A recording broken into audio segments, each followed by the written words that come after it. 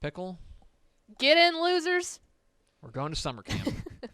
We're continuing our series of summer camp previews for each of the 12 FBS teams in the state of Texas. We're going from west to east. We have arrived in Waco. Here is a 100% true story about Waco, Texas. Oh, God. We had friends from Chicago, St. Louis, who they came down into town, into Fort Worth, for a wedding. And the wedding was like 3 o'clock on a Saturday. Okay. But they got in on like Friday morning. And they're like, the rehearsal dinner wasn't until late. So they're like, hey, you know what? We've got a day. Why don't we go down to Waco? And they drove, and I think they thought that Waco was like a suburb. Was like Magnolia. That all of Waco was like too. Magnolia. That too. But I think that they got on the road, and then I think they were like, wait a second. This thing is like an hour and a half away. Hey. Like, what are we doing here? Yeah. Anyway, let's go to Waco. Talk about the Baylor Bears. We're going to start, as we always do, with the state of the program.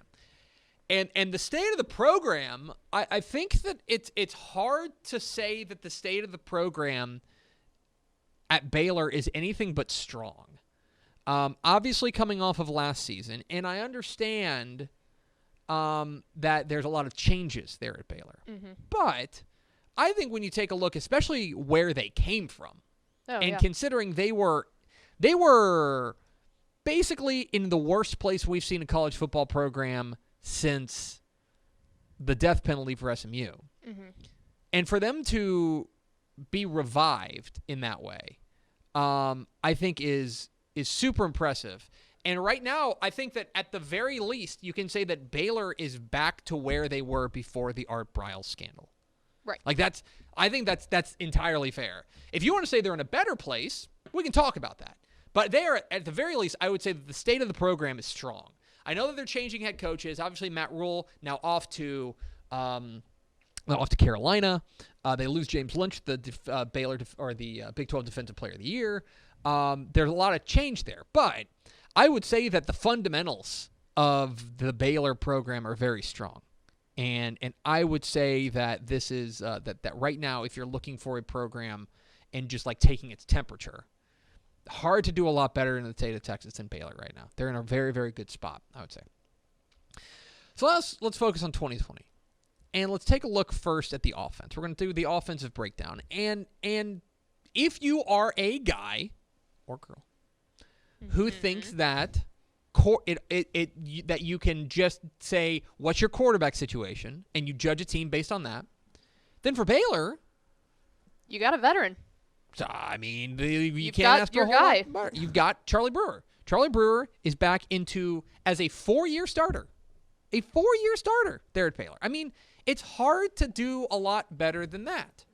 And look, he's got a chance to break a lot of records there at Baylor, which is saying something considering they've had a Heisman winner, considering they've had some great players go through. But he has been spectacular. He's been everything you want from a quarterback. I will say that past Charlie Brewer, who has been at times a little bit injury prone. Yeah. He's more like Old Faithful than superstar, almost, it seems like. Yeah, he's just reliable. He's reliable. He's there, and he's going to perform. I will say that the depth at quarterback is an unknown. Gary Bohannon got some time in the Big 12 championship game when Charlie Brewer went down. I thought he was okay. I would say that right now, nobody wants to lose their starting quarterback. I would say Baylor especially does not want to lose their starting quarterback. I would say that the next best thing that they've got is would be at the receiver spot. And they do lose Denzel Mims, who is a number one receiver, plain and simple, a number one receiver. But I would say that that's not a huge deal considering the depth they've got. Tyquan Thornton, Josh Fleeks, R.J. Sneed, Gavin Holmes, Jared Atkinson. Like, there's a lot to like about these receivers. And, by the way, they really like their tight end core. We'll see what that looks like under the new Dave Aranda regime, but they really like their tight end core. The running back should be pretty strong, too. John Lovett, Treston Ebner, They've got a couple of guys. They are more. This is a running back core that probably doesn't have a superstar, but they've just got a lot. They've got a couple of guys who are really reliable. My question is going to be on the offensive line, where they bring back Connor Galvin at left tackle, and that's a great place to start. Right. And they got Blake Bettier at the right tackle, but they're replacing the entire interior of the line, and furthermore, the offensive line has been relatively inconsistent, I would say, over the past couple of years. And if they want to continue to be a strong, Big 12 contender, that offensive line's got to take a step forward. That's what my concern is. Especially with an injury-prone quarterback. Exactly. So let's go to the defensive side. Let's go to the defensive breakdown. And look, the Baylor defense was arguably the best. It was the best defense in the state of Texas last year. It was arguably the best unit in the state of Texas last year. It was one of the best defenses in the nation. And now they're bringing in a guy in Dave Aranda, who was the defensive coordinator for LSU. Now, LSU last year was, let's be real, they were an offense-first team. They had the Heisman winner. But Dave Aranda was the highest-paid assistant in the nation for a reason, and that is because he is one of the most well thought of defensive minds in the state, or in the nation, rather. Now, he does need to replace a lot of guys. They're replacing 9 starters. Most notably James Lynch, most notably Graylin Arnold, both of whom are left early for the NFL. So there are some holes to fill. I would say my big concern is on the defensive line. Defensive line was spectacular last year, mostly in large part because of James Lynch. I won't say mostly, but in large part because of James Lynch. Now they are basically starting from scratch. They've got guys who got some run. TJ Franklin got some run last year as a freshman, but I would say that they are in a pretty big rebuild. There's talent. I will say, though, that almost, for a coach like Aranda that's coming in and is such a defensive, focused coach, that almost does him better because he gets to come in and implement his policies and how he wants that defense run and not have to worry about any pushback or confusion because it's going to be these new guys that are starting off under his terms. So that could be a positive. True enough, but he didn't recruit him. Right. And so, will it fit schematically? That is a big question. The linebackers, I would say, are maybe the at least from where I trust this team most. Terrell Bernard we named him the best linebacker in the state on the All Texas College team. I think there's no reason to doubt that. He's a star. Around him is the rest of the rotation's kind of unknown. The secondary is interesting because on one hand, there's not a lot of there's only got one starter back, and it's Riley Tejada, and Riley Tejada is a really, really strong corner. Not a lot of there's no more starters back. But they did rotate through a fair amount. And so these guys, they're not starters, but they're not inexperienced, if that makes sense. So there's upside to this secondary, but there's maybe a lack of known commodities outside of Tejada. So there's that. Let's get to my breakout player. My breakout player, I am going to go with...